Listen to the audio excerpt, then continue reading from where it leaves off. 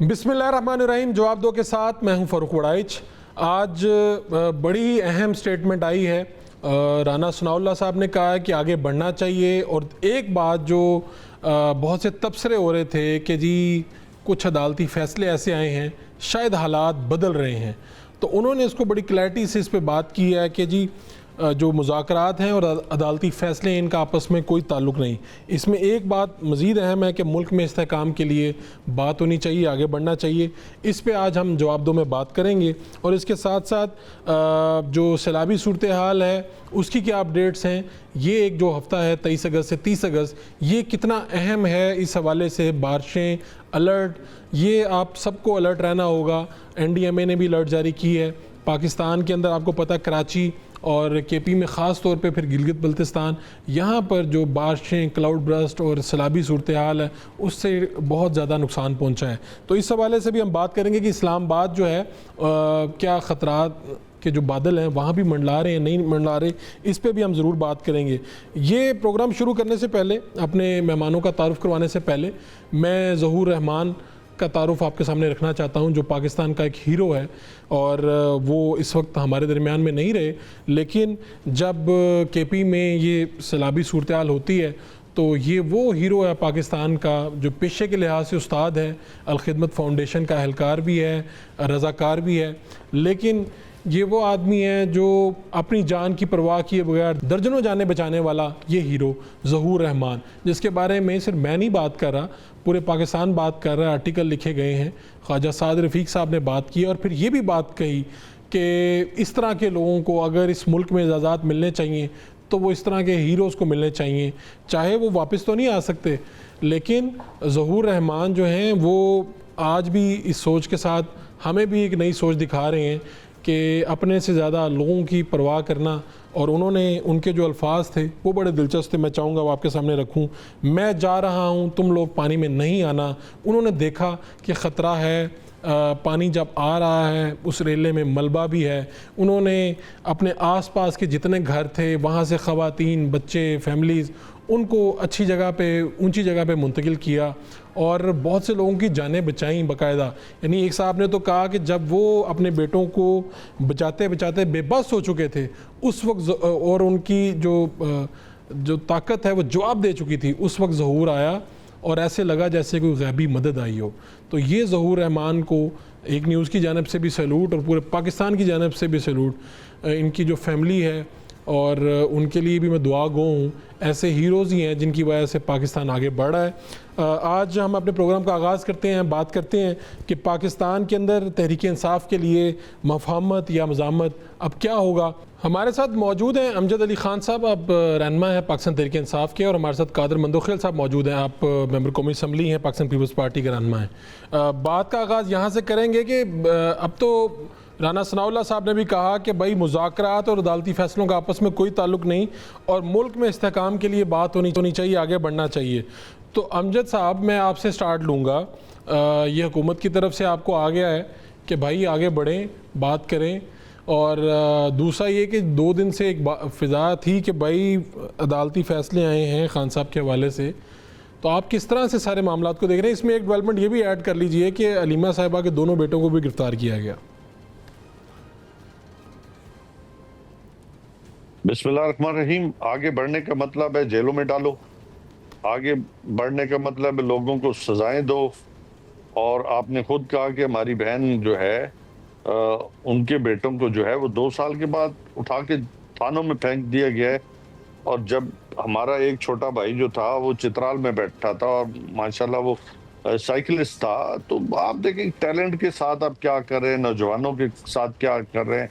5 अगस्त को अगर हम रैली निकाल ले तो उस पर क्या हुआ, 14 अगस्त पाकिस्तान जिंदाबाद कहना चाह रहे थे तो हमारे साथ क्या हुआ। तो ये गवर्नमेंट कौन सी हमारे साथ बैठना चाहती है, हमारे सर पे कनपट्टी पे जो है वो बंदूक रख के वो कहेगी जी हमारे साथ मज़ाकरात करें। वो कौन से मज़ाकरात है जो वो चाहते हैं। मज़ाकरात ये तो है कि भाई हमारी बात मान लो तो तुम फारिग हो, यही कहना चाहते होंगे ना। तो हम ये डे 1 से कहते हैं कि हमारा मैंडेट छीना गया, हमारे लीडर जनाब इमरान खान साहब तो जेल में रख के बैठे हैं। कोई ऐसा जुल्म है जो हम पे नहीं हुआ, चादर चार दीवारी का तकद्दुस पामाल किया गया, लोगों पे केसेस बनाए गए। आप देखें मेंबरान असेंबली को डिसीट किया गया, अपोजिशन लीडर्स को जो है एवरी लेवल जो है वो आपने वहां उनको डिसीट कराया, सजाएं कराई। अब और क्या चाहते हैं फिर आप? कहते हैं कि जी नहीं आप हमारे साथ मजाकरात करें। कि आप मजाक करना चाहते हैं या मजाकरात करना चाहते हैं?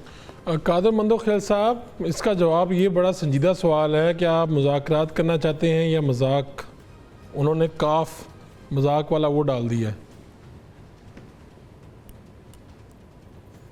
देखिए, अमजद न्याजी साहब जो बात कर रहे हैं ये कर रहे हैं पंजाब के।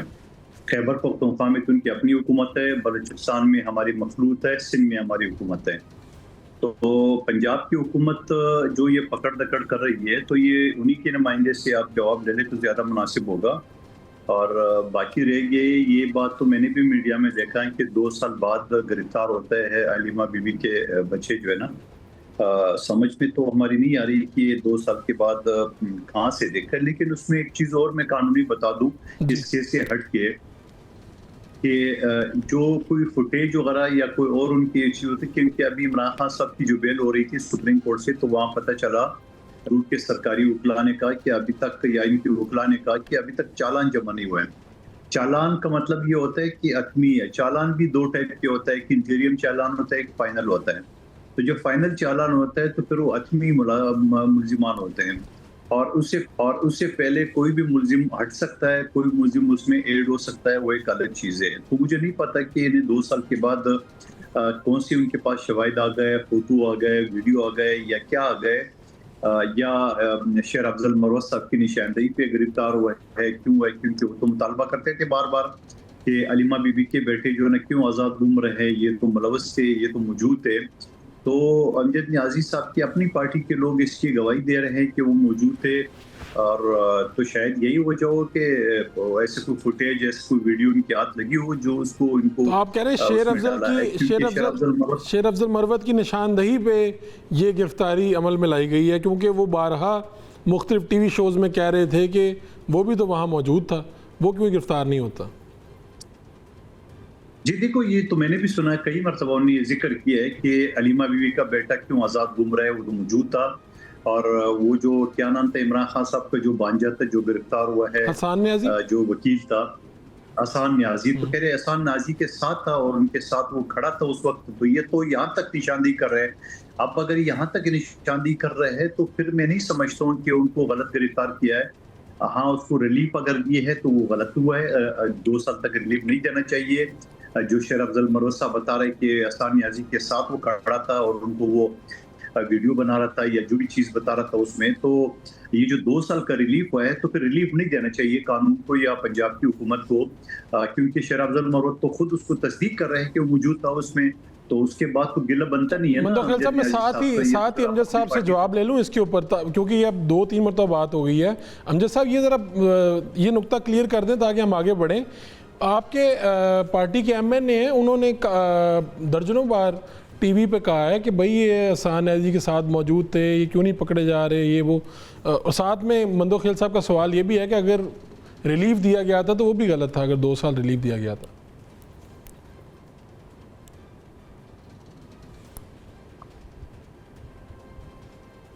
मुझे तो नहीं पता कौन से MNA ने ये बात की है। हम हमेशा से डे 1 से एक बात कहते आ रहे हैं कि 9 मई के हवाले से आप कमीशन बना दें, उसमें आप अपना तमाम मवाद लेके आ जाएं, जहां कोई किसी ने जितना कोई देखे, हर एक बंदे ने, अगर हम कोई इनको वाकयात पे कोई खुश तो नहीं है, ये बेनिफिशियरी तो गवर्नमेंट है। पाकिस्तान तहरीक इंसाफ को क्या पड़ी है कि ये ऐसे वाकयात करती। तो हम ये डे 1 से कह रहे हैं कि जो लोग इसके बेनिफिशियरी है, जो आज हमारा मैंडेट छीन के बैठे हैं, कब्जा करके बैठे हैं, जिनकी 15 सीटें थी, वो उनको फायदा हुआ है ना। हमें क्या फायदा हुआ है? आपका इशारा नून लीग की तरफ है। हमारे वर्कर जेल में बैठे हैं। एक क्वेश्चन मार्क हमेशा जो मीडिया पे जो है हर वक्त जो हमें बैश किया जाता है। मैं तो कह रहा हूं, देखे अभी उन्होंने 2 साल के बाद जो है हमारी बहन के बेटे को उठा लिया है, तो आप खुद सोचें कि वो फायदा क्या उठाना चाह रही है। और फिर आप देखें कि मैं उस दिन एक इंटरव्यू सुन रहा था इनकी सीनियर लीडरशिप का, तो वो तो मलबा डाल रहे थे सबका इन पे कि जी हम तो नहीं कर रहे, पुलिस नहीं कर रही, वो कर रहे हैं, इदारों पे कर रहे हैं, तो इदारों की क्रेडिबिलिटी को ये चैलेंज कर रहे हैं। तो इसका मतलब है कि सियासी, एक सबसे बड़ी सियासी जमात को भी जो है वो अपना डिसमेंटल करने के चक्कर में हो नहीं सकती, क्योंकि दिलों से जो चीज हटाई जाए वो हटती है, जो दिलों से बाहर न जाए वो कभी भी नहीं हटती। दूसरा, ये इदारों को भी जो है वो लड़ा रहे हैं अपना पार्टी के साथ, लोगों के साथ, मासेस के साथ, कि जी जुल्म और ज्यादती वो कर रहे हैं। तो आप अंदाजा करें कि इनके मकासद तो यही है ना कि लड़ा के रखें और हुकूमत करें। और हम इसलिए बार बार ये कह रहे हैं कि खुदा का नाम लें, आप सुप्रीम कोर्ट के अंदर हाई पावर कमीशन बनाए, वहां दूध का दूध पानी हो, आप सियासी लीडरशिप को उसमें इन्वॉल्व करेंगे तो यकीनन सवालिया जो देखिए, पाकिस्तान तहरीक इंसाफ एक पॉलिटिकल जमात है, और पॉलिटिकल जमात सियासी नजरियात रखती है कि अल्लाह माफ करे वो कोई टेररिज्म का ग्रोह तो नहीं है ना, कि वो बंदूकें लेके आके हमले कर दे इदारों पे। ये तो कभी भी हुआ नहीं है, और ना हमारी सोच है, ना खान साहब ने कहा है, ना हमने कहा है, हमारे किस बंदे ने कहा है कि जी अटैक कर दे, कभी भी नहीं, ना हम ये सोच सकते हैं। अब उसके मुकाबले में जो है आप देखेंगे नून लीग के जितने भी स्पोक्समैन बैठे हैं, वो उनकी टोन, उनकी लैंग्वेज और वो बयानियां जो बनाने की कोशिश कर रहे हैं इन केसेस के हवाले से, जो हम समझते हैं कि इसके बेनिफिशियरी नून लीग है, तो मकसद उनका एक ही है कि हम अपने मकासद हासिल करें, हुकूमत करते रहें, चाहे हमें मैंडेट मिले या ना मिले। अमजद साहब, तो ये छुप रहे हैं ना, अगर आज इनसे बैसाखियां हटा लेते हैं तो इनकी क्या औकात है, मुझे बताएं। ये एक बात तो ये कि आपने जो मैंने क्रक्स निकला, आपने कहा जी इस पकड़ दकड़ में, इस माहौल में तो फिर हम मुज़ाकरात नहीं हो सकते, ना आगे बढ़ सकते हैं। मैं कादर मंदोखिल साहब आपसे जानना चाहूँगा, आपने कहा एक तो पंजाब में अगर कुछ हो रहा है तो उसके हम जिम्मेदार नहीं हैं, हमने कोशिश की है कि मुस्लिम लीग नून से भी कोई दोस्त शामिल हो जाएं इस शो में। मुझे ये बताइएगा, आप फिर आप इसकी मजम्मत करते हैं कि अगर पंजाब में पकड़ा जा रहा है, जिस तरह अलीमा साहिबा के बच्चों को पकड़ा गया है? मंदोखिल साहब, आपसे सवाल है मेरा। देखिए, आप मेरी मजम्मत से पहले मैंने आपको दोनों रुख बता दिया है, और आपने क्लियर कट नाम बता दिए, मैंने बता दिए कि शेर अफजल मरवत ने ये बात कही है, कई मरतबा कही है, और अमजद जाजी साहब कहते हैं पता नहीं कौन से MNA ने कहा है, और अभी कल परसों तो उनको नया टास्क भी मिला है, और वो आदमी दोबारा भी मैंने देखा था शो में, इसने रिपीट किया है।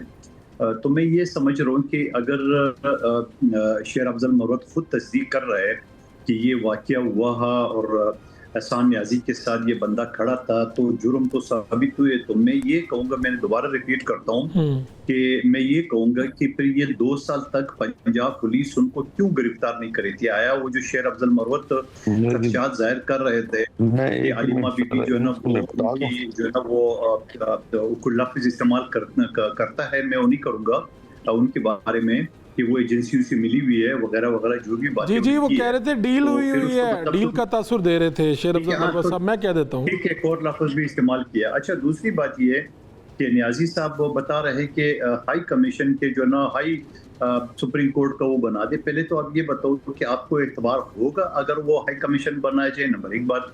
दूसरी बात ये कि क्या 9 मई का वाकया हुआ था कि नहीं हुआ था?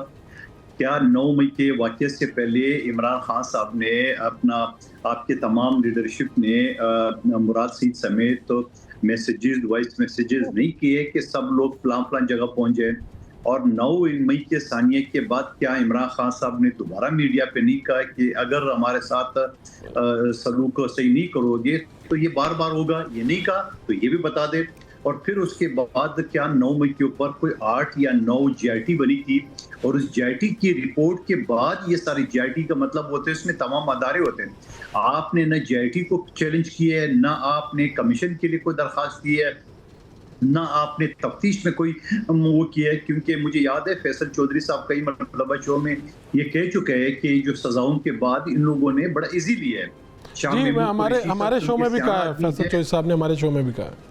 ठीक है, कि शाह महमूद कुरैशी साहब चूंकि सियाना है और वो बिलावल भुट्टो साहब असम्बली के फ्लोर पे पिछले असम्बली में न्याजी साहब भी बैठे हुए थे, अमजद न्याजी साहब, इसने कहा है कि आप इनको पहचान ले, इमरान खान ये क्या चीज़ है। उसने तो अपने आप को निकलवा दी है, क्या सबूत दिए क्या नहीं दिए। आगा खान में उसकी बीवी एडमिट थी, वो मौजूद था, और क्या वो जियो फेंसिंग हुआ क्या हुआ जो भी सूरत हाल है, लेकिन उसने अपने आप को निकाल दिया।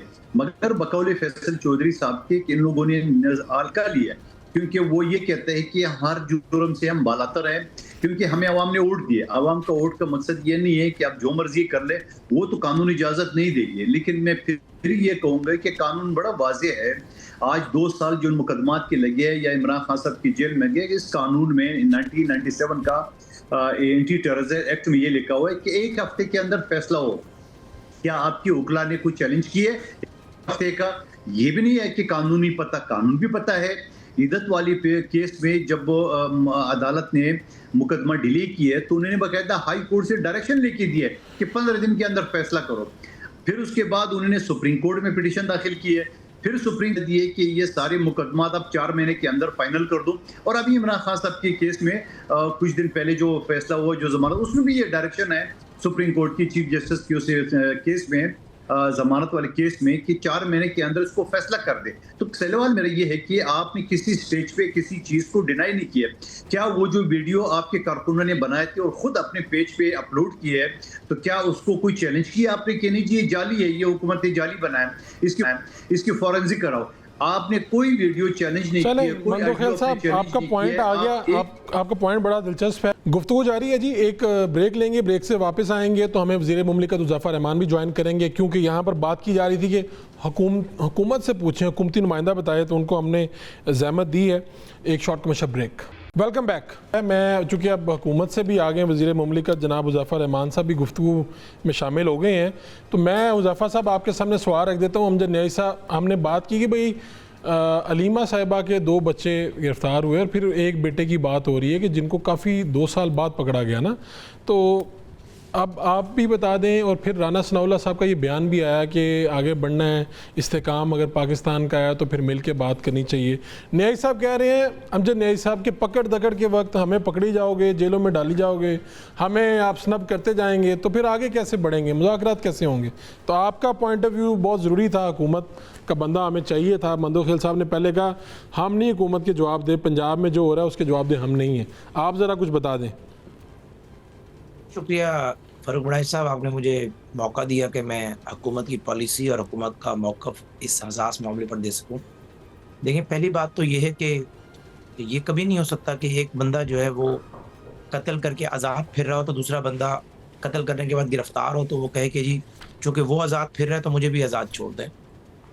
अगर 2 साल से ये आज़ाद फिर रहे थे और कानून की गिरफ्त में नहीं आ रहे थे, कानून से छुपते छुपाते फिर रहे थे, तो आज अगर कानून की गिरफ्त में आ गए हैं तो ये कोई दलील नहीं है कि चूँकि मुझे 2 साल पहले मैं गिरफ्तार नहीं हुआ तो 2 साल से तो मुराद सईद भी मफरूर है, 2 साल से तो सनम जावेद की बहन जो है मुझे उसका नाम जहन से निकल गया, वो भी मफरूर है। इस तरह के बेशुमार इनके कारकुनान मफरूर है। हाँ, अगर ये होता कि 2 साल पहले मौके से गिरफ्तार होते और अदालतों ने इन्हें छोड़ दिया होता, अब उन्हें उसी मुकदमे में दोबारा गिरफ्तार किया जाता कोई नई FIR बनाकर, तो फिर तो आप बात करते। देखिए, पहली बात तो ये है कि अगर 9 मई में किसी बंदे ने कोई भी अपना हिस्सा डाला है, चाहे वो मुशावरत की हद तक है। देखें, बहुत सारे पार्लियामेंटेरियन हैं। फैसलाबाद में जो ATC कोर्ट का फैसला आया है उसमें 80% जो पार्लियामेंटेरियन है वो 109 यानी मुशावरत और मुआवनत में, क्योंकि ऐसे सबूत मौजूद हैं कि बानी तहरीक साहब ने पहले से तय किया हुआ था कि अगर मुझे गिरफ्तार किया तो लाहौर के लोग कहाँ जाएंगे, मियाँ वाली के लोग किस एयरबेस पे हमला करेंगे, पिंडी के लोग GHQ पे कैसे हमलावर होंगे। तो जहाँ तक बात रही कि तहरीक इंसाफ से बात होनी चाहिए, आगे बढ़ना चाहिए, राना सनाउल्लाह साहब फरमाते हैं, बिल्कुल ठीक फरमाते हैं। तहरीक इंसाफ से बातचीत करने का मतलब ये है कि पार्लियामेंट में जो इनके अरकान असम्बली मौजूद हैं, जो इनकी पार्लिमानी जमात मौजूद है, जो इनके सियासी लोग मौजूद हैं, उनसे हुकूमत बात करे और अपने सियासी मामला को आगे बढ़ाए। ये हरगिज़ नहीं है कि अगर तहरीक इंसाफ से बात करनी है तो 9 मई के जुर्म में कैद दहशतगर्दों को रिहा करना होगा, जिन्होंने रियासत पे हल्ला बोला नवंबर में उन्हें रिहा करना होगा। देखिए, ये डबल ट्रांसलेशन हो जाती है। मैं भी अक्सर मुज़ाकरात की बात करता हूँ, मैं भी अक्सर बात करता हूँ मुफाहमत होनी चाहिए, ये उसको ट्रांसलेट कर लेते हैं। ये हुकूमत हमें बार बार मुज़ाकरात की ऑफर कर रही है। मुज़ाकरात की ऑफर करना, मुल्क में सियासी इस्तेहकाम लेकर आना, ये एक डिफरेंट बात है। जबकि 9 मई के लोगों को रिहा कर देना या हुकूमत से ये डील का तकाजा करना ये एक अलहदा बात है।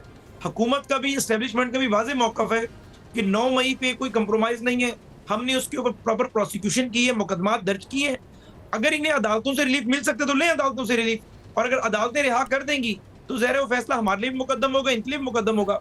अब ये हर बात में ट्रांसलेट करते हैं कि जी हम बातचीत करने को तैयार हैं, पार्लियामेंट में हमने मुज़ाकरात की बात की है, अब हमारे फलां बंदे को पकड़ लिया है। तो भाई आपका जब बंदा जुर्म करेगा तो उसे पकड़ेंगे ही ना। अब अलीमा खान साहिबा का, मुझे नहीं पता कि अलीमा खान साहिबा का बयान था कि उनकी बहनों के नाम भी एक जैसे ही हैं। अभी मैं ट्विटर पे उनका बयान देख रहा था, उन्होंने कहा जी क्या हो गया, एक पतलून ही तो लहराई थी।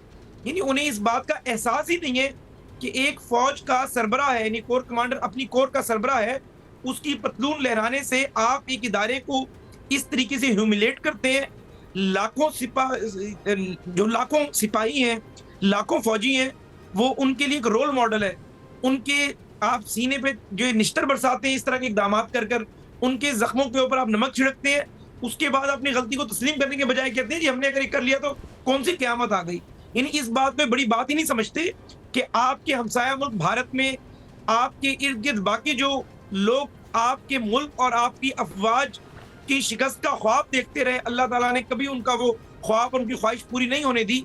आप लोगों के इस तरह के इकदामात से आप अपने मुल्क की मुसल्लह अफवाज को, आप लॉ इन्फोर्समेंट एजेंसीज को मुतनाज़ा बनाते हैं, और मुतनाज़ा बनाने के बाद ये भी नहीं कहते कि जी हम बातचीत कर लेते हैं, हम माजरत कर लेते हैं और हमारी ये गलती है, और अब इदारे इस पर नजरसानी करें, अदालतें नजरसानी करें। ये चोरी और ऊपर से सीना चोरी वाला काम है। चलें, उज़ैफा साहब आपका पॉइंट आ गया। अमजद न्याई साहब से अब जवाब ले लेते हैं ना। न्याई साहब, ये आपने गुफ्तगू जी ले बताएं जी उज़ैफा साहब। जो 2 साल बाद गिरफ्तार हुए, अगर वो 2 साल पहले भी हमें मिलते तो यही सलूक होता जो हसन न्याजी के साथ हो रहा है। और अगर ये वाकई मौके पे मौजूद थे, जुर्म में शरीक हैं, एविडेंस हम कोर्ट में पेश करेंगे। इनके लोग कह रहे हैं कि वो उस दिन जो है चित्राल में थे, अपना एविडेंस पेश करें, अपनी CDRA पेश करें, अदालतें मौजूद हैं, अदालतें इन्हें रिलीफ दे देंगी। ये शादियाने बजा रहे थे कि हमें 9 केसेस में सुप्रीम कोर्ट ने जमानत दे दी है, तो इसका मतलब है आपका अदालतों पे एतमाद मौजूद है। आप अदालतों से रिलीफ की बात करें, अदालतों में सबूत दें। मीडिया चैनल्स पर आकर, टॉक शोज में आकर, प्रेस कॉन्फ्रेंसों में आकर किसी भी प्रोसिक्यूशन के अमल को मुतनाज़ा बनाना ये नामुनासिब बात है। चलें उज़ैफा साहब, आपको पॉइंट आ गया, मुझे न्याई साहब की बात सुनने दें। न्याई साहब, ये आपने बात तो सुन ली है, वो कह रहे हैं कि अदालतों से आपको इंसाफ भी मिल रहा है। अभी देखें खान साहब को कई केसेस में रिलीफ भी मिल गया। तो आप अगर तो ऐसा वो उनके बेटे जो हैं मौके पे मौजूद नहीं थे, तो बस ठीक है, आप साबित करें और अपने आप को रिलीफ लें कोर्ट से।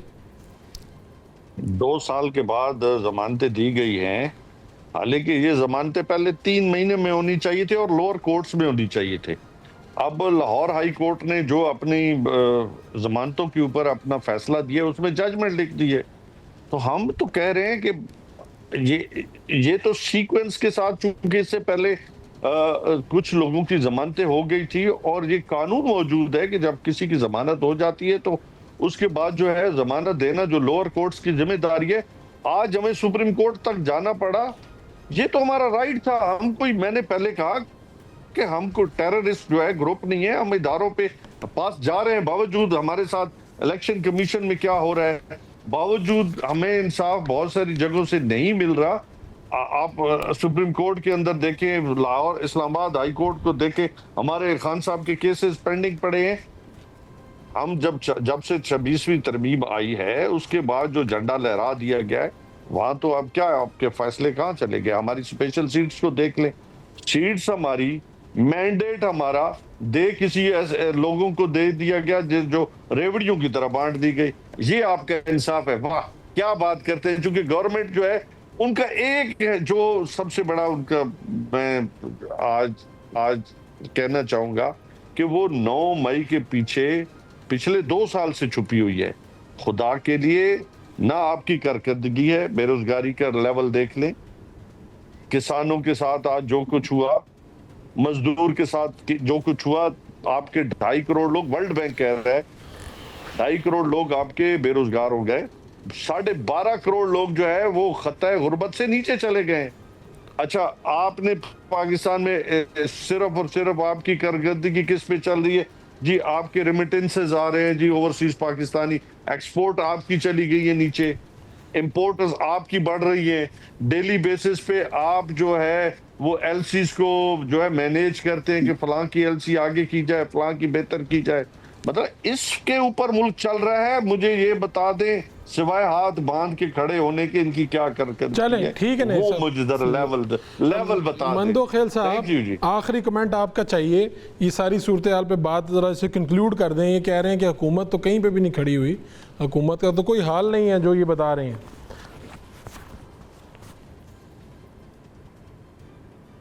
के 77-78 साल में किसी अपोजिशन ने ये कहा है कि हुकूमत अच्छी चल रही है।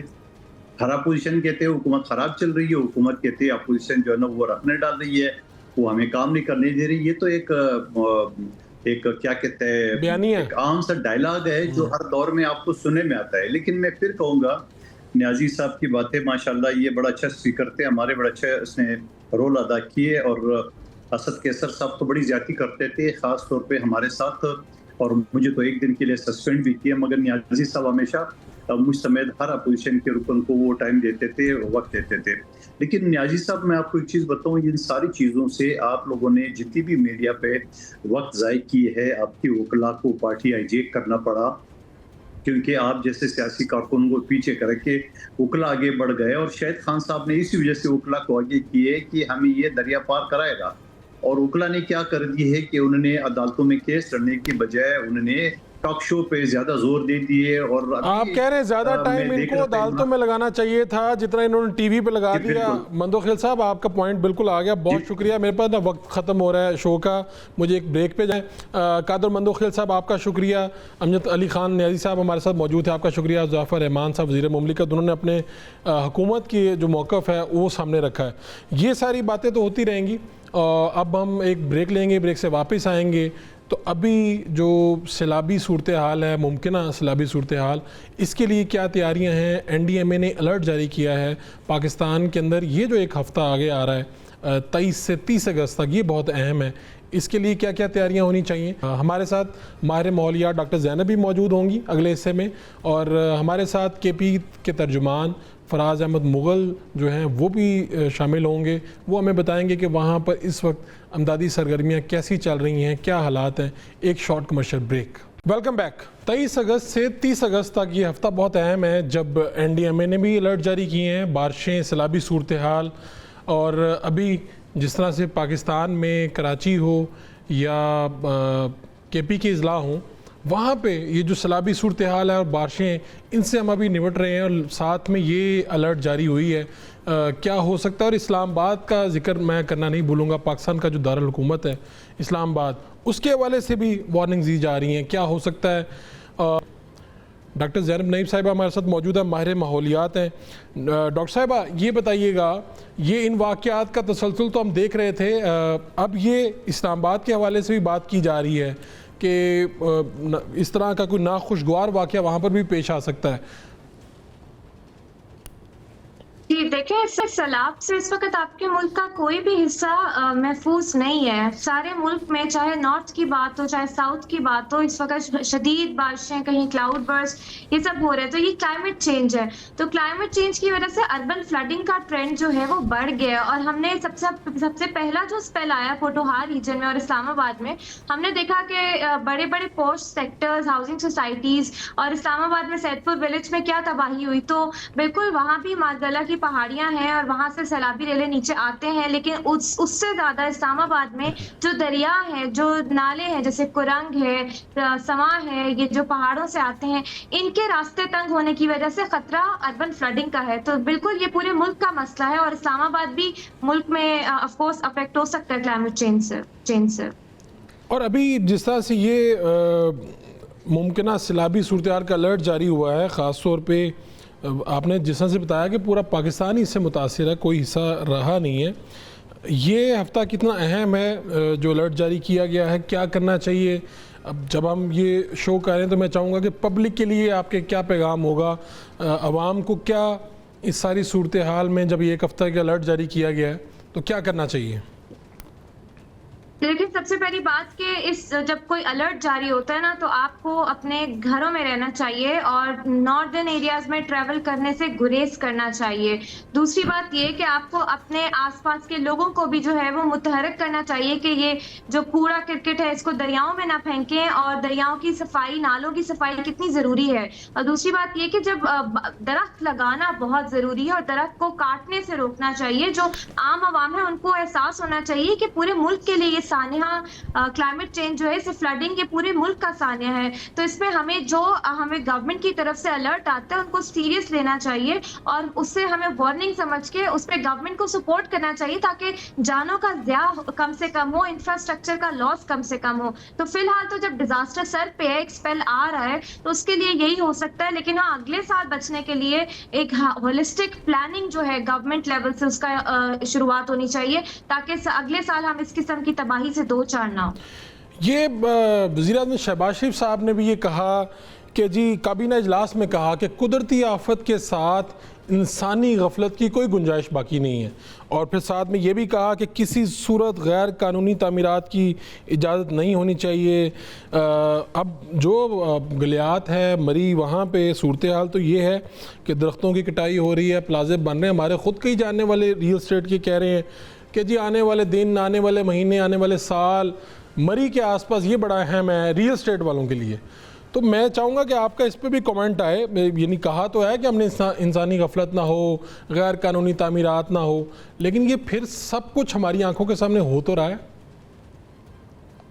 देखिए, इसकी मैं हमेशा कहती हूँ कि जो हम लोग अवाम है ना, जो कंज्यूमर है, जब वो या जो क्लाइंट है, जब वो इस किस्म की इन्वेस्टमेंट्स नहीं करेंगे तो रियल एस्टेट वाले उधर करेंगे भी नहीं। तो इसके लिए मैं क्लाइमेट स्मार्ट इन्वेस्टमेंट स्ट्रैटेजी का मैं बार बार सजेशन दे रही हूँ कि मुल्क में बनाएं, लेकर आएं, आवाम को आगाही दें कि कौन सी इन्वेस्टमेंट और किस जगह की इन्वेस्टमेंट का फायदा हो सकता है। अभी देखिए, बड़ी बड़ी सोसाइटीज में हम अपने करोड़ों इन्वेस्ट करके बैठे हुए हैं ना, जो नालों के ऊपर बनी है, डूब गई है वो। आपकी इन्वेस्टमेंट ऐसे डूबती है, आप कुछ कर भी नहीं सकते। तो मेरे ख्याल से ये स्ट्रैटेजी जो है ये गवर्नमेंट लेवल पे इसका इनेकाद करें और उसमें आप रियल एस्टेट और कंस्ट्रक्शन इंडस्ट्री को शामिल करें। मुझे बहुत खुशी है कि वजीर आजम साहब ने ये बयान दिया। मैंने कभी पहले इतने सीरियस लेवल पे बयान इस तरह का नहीं सुना जिसमें उन्होंने कहा कि ये इंक्रोचमेंट्स की कोई गुंजाइश नहीं है। मुझे उम्मीद है कि ये तजावुजात खत्म किए जाएं और जो एग्जिस्टिंग सोसाइटीज है उससे ड्रेनेज प्लान्स भी मंगाए जाएं ताकि पानी की गुजरगाहों का तो पता लगे आप रास्ता कहां से निकाल रहे हैं, और आवाम को बताया जाए आगाही से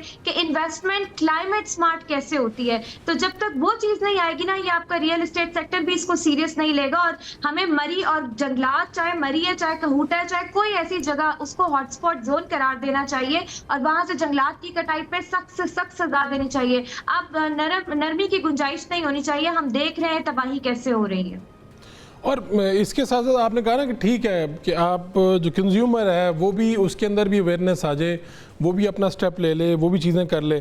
साथ में ये भी बताइएगा कि क्लाउड बर्स्ट जिस तरह से हमने बुनेर में ये देखा, क्या खुदा न खासा इसके इम्कानात इस्लामाबाद के नवाब में भी मौजूद हैं? देखिए, ये इस चीज को समझने की जरूरत है। इस्लामाबाद में जो पहाड़ी सिलसिला है मार्दला हिल्स, वो सिर्फ इस्लामाबाद की हद तक महदूद नहीं है, वो खैबर पख्तूनख्वा तक भी जाता है। और उसमें जो बात हकीकत ये है कि जब आप दरख्त जंगलात काटते हैं, इस्लामाबाद में इस वक्त आपकी डिफॉरेस्टेशन बहुत ज्यादा कंट्रोल्ड है, उस पर चेक एंड बैलेंस है, मार्बल क्रशिंग पे भी काफी हद तक कंट्रोल है। ये मामला ज्यादा खतरनाक जो रुख इख्तियार करता है वो खैबर पख्तूनख्वा की तरफ करता है, जहाँ टिम्बर माफिया पे चेक एंड बैलेंस नहीं है। तो हाँ, वहां पे इस किस्म के मामला हो सकते हैं मजीद। लेकिन अभी जो क्लाइमेट चेंज है वो, उसकी सिचुएशन ऐसी है, अनसर्टेनिटी बहुत ज्यादा है। आप कभी भी कोई भी किस्म की तबाही जो है वो हो सकती है। तो ये सिर्फ मामला इस्लामाबाद या किसी एक जगह का नहीं है, ये आपके सारे बड़े शहरों के लिए खतरा है। तो ये आपको पूरे मुल्क के हवाले से ना क्लाइमेट इमरजेंसी का निफाज करने की जरूरत है ताकि सबको इसको एज अ खतरा इसको कंसिडर किया जाए, ना कि एक जगह पे लोग कर रहे हैं, दूसरी जगह पे लोगों को पता ही नहीं कि मामला क्या है, क्या करना है और क्या नहीं करना। ठीक है, हमारे साथ तर्जुमान वज़ीर आला खैबर पख्तूनख्वा भी हमें ज्वाइन कर चुके हैं, फराज अहमद मुगल साहब। मैं चाहूँगा उनसे भी हम मालूमात ले लें। चलें डॉक्टर साहबा, ये बताइएगा, ठीक है, एक तो ये कि आपने कहा कि एहतियाती तदाबीर, मसला ये हुआ कि हमारे कुछ दोस्त गए नॉर्थ में, वहाँ पर उन्होंने कहा होटल बहुत सस्ते हैं, कुछ नहीं ऐसा हो रहा, ये वो ज़ाहिर बात है। तो वो भी लोगों को, कुछ हमारे बड़े एक पढ़े लिखे दोस्त हैं, उन्होंने फेसबुक पे लगाया, देखें जी ये बेस्ट टाइम आने का, यहाँ पर तो कमरे बड़े सस्ते हो गए हैं, ये हो गए। तो मैं आपकी तरफ से भी ये रिस्पॉन्ड चाहूँगा। हमें तो फिर हंसी आती है यार, ये पढ़े लिखे लोग अगर इस तरह से बातें करेंगे, कमरे तो सस्ते होंगे जब वहाँ पर लोग नहीं जा रहे। देखिए, पढ़ा लिखा होना और एक ऐसा इंसान जिसको शऊर होना, इन दोनों में बहुत फर्क है। पढ़ा लिखा कोई भी हो सकता है, लेकिन शऊर और एहसास और एम्पैथी हम कहते हैं, आपको अपने माहौल के लिए फिक्र होना, ये अलग चीजें हैं।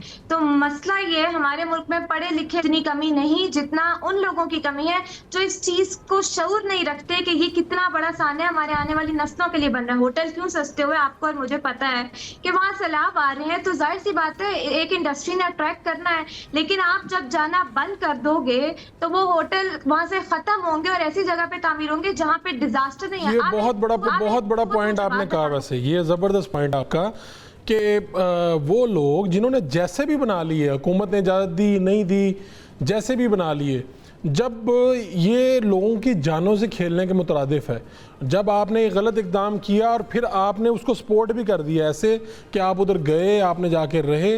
ये डॉक्टर साहब आपका बड़ा इंपॉर्टेंट पॉइंट है। मेरे साथ तर्जुमान वज़ीर आला खैबर पख्तूनख्वा भी मौजूद हैं। फराज, आपको मेरी आवाज़ आ रही है?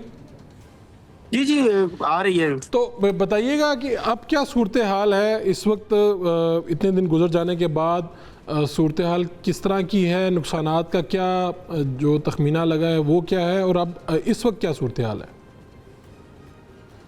देखिए, मैं पूरे खैबर पख्तूनख्वा के तमाम तर रेस्क्यू ऑपरेशन की निगरानी कर रहा हूँ और हर इलाके में जाकर बाकायदा वज़ीर आला साहब को आगाह करें और उस बेस के ऊपर वज़ीर आला साहब एक्शन ले रहे हैं पूरे सूबे में। मैं आज हम यहाँ पर सवात के मुख्तलिफ इलाकों में पहुंचे क्योंकि यहाँ पर रेस्क्यू ऑपरेशन हमारा वाइंड अप हो चुका था और अब रिहेबिलिटेशन की तरफ हम जा रहे हैं। देखा जाए तो जिस तरह बुनेर में वाकयात हुए, वहाँ पर पानी तो का बहाव तो बहुत कम था, लेकिन बड़े बड़े पत्थर आए जिसकी वजह से सैकड़ों लोगों की जानें गई है। जबकि सवात में यहाँ पर मौजूद हूँ तो सवात में पानी की रफ्तार ज्यादा थी, लेकिन यहाँ पर रेत थी और पानी का बहाव बहुत तेज था। लोगों के मकानात का नुकसान हुआ है, तमाम दुकानों का हुआ है, लेकिन जानी नुकसान यहाँ पर बहुत कम हुआ है। देखा जाए तो ये नुकसानात जो हैं ये हुकूमत पूरा कर लेगी, लेकिन जो जानी नुकसान होता है वो हुकूमत नहीं पूरा। अभी आप कहाँ मौजूद हैं फराज? मैं इस वक्त सवात में मौजूद हूँ, सवात के उस इलाके में जो जहाँ पर सबसे ज्यादा तबाही हुई है सैलाबी इलाके में। और ये बताइए कि अब जो साथ में इमदादी सरगर्मियाँ भी चल रही हैं, लोगों को महफूज मकामात पे मुंतकिल कर लिया गया है, अब सिचुएशन के अंडर कंट्रोल है? अल्हम्दुलिल्लाह यहाँ सिचुएशन तो मुकम्मल कंट्रोल पे है और क्योंकि रिहेबिलिटेशन की तरफ हम जा चुके हैं और यहाँ पर पानी का बहाव ज्यादा था और उसकी तरह रेत जो थी और मट्टी जो थी वो बड़ी तादाद में यहाँ पर लोगों के, यहाँ पर जिस मैं मकाम पे मौजूद हूँ ये साथ में सारे घर घिरे हुए हैं और यहाँ पर पानी का जो फ्लो था या पानी की मैं बताऊं तो डेप्थ या ये तकरीबन 20 फुट तक, मिसाल लोगों के मकानात मुकम्मल पानी के अंदर थे, दुकानें मुकम्मल पानी के अंदर थी। अल्लाह का बहुत बहुत शुक्र है, फजल है कि इंतज़ामिया ने, यहाँ की हमारी जो डिस्ट्रिक्ट इंतज़ामिया, उन्होंने पहले से अलर्ट जारी किया हुआ था, लोगों को बर वक्त यहाँ से मूव करवाया, जिसकी वजह से हमारे लोग यहाँ सवात के लोग महफूज रहे हैं। अमवात तकरीबन 8 से 10 यहाँ पर टोटली अमवात सामने आई हैं क्योंकि यहाँ पर सबसे पहले रिस्पॉन्ड किया था हमारी हुकूमत ने। अच्छा चलें, ये तो बहुत अच्छा है कि आप लोग रिस्पॉन्ड भी कर रहे हैं, लोगों की जानें भी बचाएं, लोगों के लिए आसानियों का बायस भी बने। आखिरी चलते चलते आपसे सवाल कि आपका और मशीर इत्तलात बैरिस्टर सैफ का क्या मसला हुआ है? बैरिस्टर सैफ ने तो कहा है कि गालिबन आप तर्जुमान नहीं है या इस तरह की कोई बात की है कि आपका कोई नोटिफाई नहीं किया हुआ, वो बात भी, उस पर भी तबसरा कर दीजिए। देखिए बैरिस्टर साहब हमारे बड़े हैं, हमने उनसे बहुत कुछ सीखा है और उनसे सीख रहे हैं। पता नहीं है कि बैरिस्टर साहब को प्रेस कॉन्फ्रेंस के दौरान क्या हो गया था और सहाफ़ी जब सवालात करते हैं तो बंदे से वो हर चीज़ भूल जाती है। तो मैं बैरिस्टर साहब से रात को भी बात हुई, सीएम साहब ने उनसे बात की और हमारा मसला जो है वो हल हो चुका है। वो जानते हैं आपको, बैरिस्टर साहब जानते हैं, यानी आप इकट्ठी वर्किंग कर रहे हैं ना? नहीं, हम एक ही जमात है, एक ही हुकूमत के हम नुमाइंदे हैं, एक ही हुकूमत को हम डिफेंड कर रहे हैं। देखिए मैं एक चीज़ यहाँ पर वाज़ेह करना चाहता हूँ, इमरान खान इस वक्त जेल में है, शहबाज शरीफ इस मुल्क के वजीर आजम है। आज शहबाज शरीफ साहब को लोग प्राइम मिनिस्टर नहीं समझते हैं, जबकि इमरान खान जेल में है, इमरान खान के पास कोई नोटिफिकेशन नहीं है। इमरान खान को पूरी कौम वजीर आजम समझती है, जबकि प्राइम मिनिस्टर साहब का नोटिफिकेशन भी है, सब कुछ है, लेकिन प्राइम मिनिस्टर तो साहब आप कह रहे हैं नोटिफिकेशन से फर्क नहीं पड़ता। फराज मुगल जो है वो तर्जुमान है, बैरिस्टर सैफ का अगर नोटिफिकेशन हुआ भी है तो बैरिस्टर सैफ अपनी जगह पे होगा, मैं तो फिर यहाँ पे खड़ा हूँ नोटिफिकेशन के बगैर, आप यही कह रहे हैं? देखिए, पूरे खैबर पख्तूनख्वा को पता है कि मैं किन इलाकों में जा रहा हूँ, लोगों की मदद कर रहा हूँ, अगर कहीं पर मशीनरी जरूरत है मशीनरी तो पहुंचा रहा हूँ। आप देखिए, हम निगरानी भी कर रहे हैं, ऑपरेशन की निगरानी वगैरह भी कर रहे हैं? अल्हम्दुलिल्लाह जितने भी ऑपरेशन हो रहे हैं, चाहे सवात, बुनेर, मालम जबत, जहाँ भी। तो बैरिस्टर सैफ साहब किधर हैं? बैरिस्टर सैफ साहब किधर हैं? वो कहाँ पे हैं? पेशावर में? सर उनको कॉल पे ले लीजिए, उनकी डिटेल वो कर रहे हैं, लेकिन वो भी हमारे हुकूमत के नुमाइंदे हैं और वो भी बड़ा अच्छा काम कर रहे हैं। कल भी अच्छा, वो पूछा है हमने, पूछा है, वो उनके पीएस कह रहे हैं कि वो सरगर्मियों के ऑपरेशन की आपके इधर ही आसपास ही कहीं फिर रहे हैं। वो कह रहे हैं बहुत मसरूफ चल रहे हैं बैरिस्टर सैफ साहब, चूंकि ऑपरेशन की निगरानी वो कर रहे हैं। इस तरह की कोई बात की है उन्होंने, हमारी टीम ने रब्ता किया शायद उनसे। कर रहे होंगे हमारे हुकूमत के नुमाइंदे। चलें, अगर आपको आसपास मिले तो बताइएगा, मैं डॉक्टर ज़ैनब की तरफ चलता हूं। अगर वो आपको बैरिस्टर सैफ या उनकी कोई टीम मिल जाए तो ज़रूर उनसे कहिएगा कि हमें भी थोड़ा वक्त दिया करें अपनी जो ऑपरेशन की, क्योंकि आपको आसपास इन्हीं इज़्ला में होंगे कहीं ना कहीं वो। डॉक्टर ज़ैनब साहिबा, लास्ट कमेंट आपका चाहिए, थोड़ा सा हम सियासत की तरफ भी चले गए। इनसे आपने KP का जो इस वक्त की सूरत हाल है KP की वो भी सुन ली। आपका को मैं चाहता हूँ कमेंट लास्ट कर दें पब्लिक के लिए, ताकि पब्लिक को समझ आ जाए, कोई बात कह दें। आप जब कह रही हैं तो फिर लोग समझते हैं कि हाँ यार वाकई ये कुछ माहिर माहौलियात हैं, इनकी बात मान लेनी चाहिए। जी बहुत शुक्रिया। बात यह कि सब चीज, सारी जिम्मेदारी हम हुकूमतों पर भी नहीं डाल सकते। अवाम, बहैसियत अवाम हमारी जिम्मेदारी बनती है कि हम इस तरह के साने के दौरान हुकूमतों का साथ दें और सियासत को साइड पे रखें, क्योंकि क्लाइमेट चेंज किसी सियासी जमात को नहीं पहचानता, क्लाइमेट चेंज किसी बॉर्डर को नहीं जानता। देखिए पानी, ये सारा जो है पानी, इतना पानी है, आज से चंद महीने पहले पानी की किल्लत थी, ड्राउट का सीजन चल रहा था, तो जब पानी नहीं होता, शदीद गर्मी पड़ती है, तब भी मसला है, जब पानी आ जाता है तो हमें समझ नहीं आती। तो बैलेंस होना चाहिए जिंदगियों में। आप उस जगह इन्वेस्टमेंट नहीं करें जो क्लाइमेट स्मार्ट नहीं है। आप जंगलात की कटाई जब हो रही होती है तो उसको ऐसे समझें जैसे कोई आपके घर को तबाह करने आ रहा है, रोक दें उस चीज को और ऐसी सोसाइटियों में इन्वेस्टमेंट करना बंद कर दें।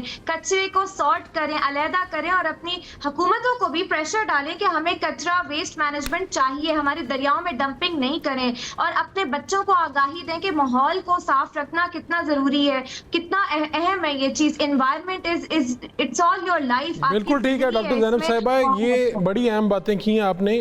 हमें अपने बच्चों को भी पढ़ाना होगा, ये नस्ल को पढ़ाएंगे तो पता चलेगा कितना अहम था ये माहौल जिसको हमने ख़ुद अपने हाथों से तबाह किया है। आप जो भी लोग देख रहे हैं, शो देख रहे हैं, उनको अभी आपकी सैर व तफरीह के जो दिन हैं वो ये नहीं है, ये एहतियात के दिन हैं। घरों में रहें और महफूज रहें। शो का वक्त ख़त्म हो रहा है, इंशाल्लाह मुलाकात होगी। ये हफ़्ता बहुत अहम है, एहतियात की बहुत ज़्यादा ज़रूरत है। सैर व तफरीह की ज़रूरत नहीं है, एहतियात की ज़रूरत है। और इस वक्त हम सबको यूनिटी की भी ज़रूरत है, क्योंकि पूरे पाकिस्तान में शायद ही कोई इलाका हो जहाँ पर कोई इलाका हो जो मुतासर हुए बगैर ना रहा हो। तो इस वक्त हुकूमत कोई भी हो, सूबाई हो, फेडरल हो, लोगों की मदद कीजिए, आगे बढ़े। इंशाल्लाह फिर मुलाकात होगी। अल्लाह निगहबान।